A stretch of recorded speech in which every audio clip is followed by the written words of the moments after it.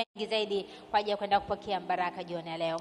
Na jioni ya leo mchungaji Munene Mwangi atakuja na somo zuri ambayo inaeleza madhara ya kusahau. Je, wajua? Karibu. Karibu.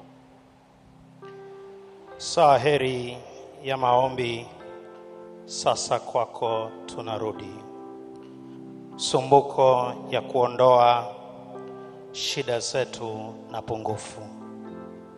Taabuni mara nyingi roho zetu zimepona.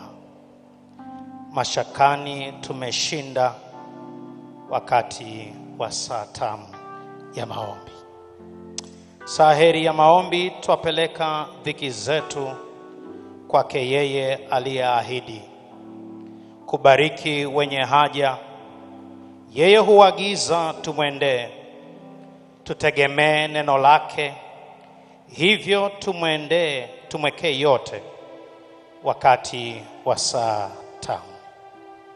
Saheri ya maombi tutazidi kuingia bomani mwetu na ngome hata tuishapo mwendo. Yesu atatusikia, tutamtafuta daima, na tutakapokutana tutamwona saa tamu. Elia anatufundisha kitu.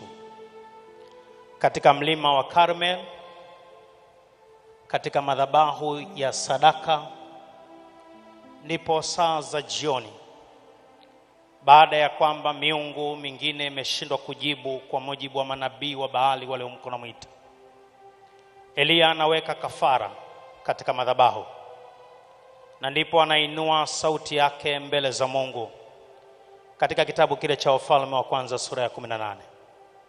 Ombi lake halikuwa refu, fupi, lakini alikuwa anasema jambo moja: na ijulikane leo ya kwamba wewe ni Mungu. Lakini haishi hapo, anasema na ijulikane pia ya kwamba mimi ni mtumishi wako. Hicho sicho tunachotaka kujifunze kwa Elia. Elia anatoka na Mungu anajidhihirisha, kwa sababu ni kawaida ya Mungu kujidhihirisha. Lakini saa anatoka anamwambia mfalme ya kwamba mvua itanyesha. Elia anatoa tangazo la mvua kunyesha wakati hakuna dalili ya mvua kunyesha.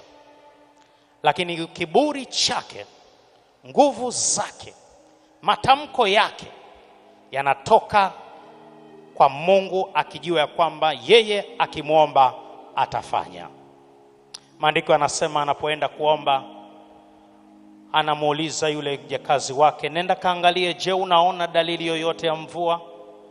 Mfanyakazi anakwenda mara ya kwanza, hakuna dalili. Mara ya pili, hakuna dalili. Anaendelea kuomba, anasema nenda mara ya tatu, hakuna dalili.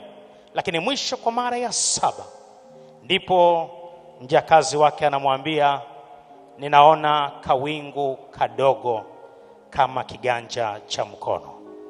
Na Elia anasema kama hivyo ndivyo ilivyo, tukimbie maana mvua inakuja. Katika madhabahu ya leo, tunapoyarejea madhabahu, natamani leo tufanye mambo makubwa mawili.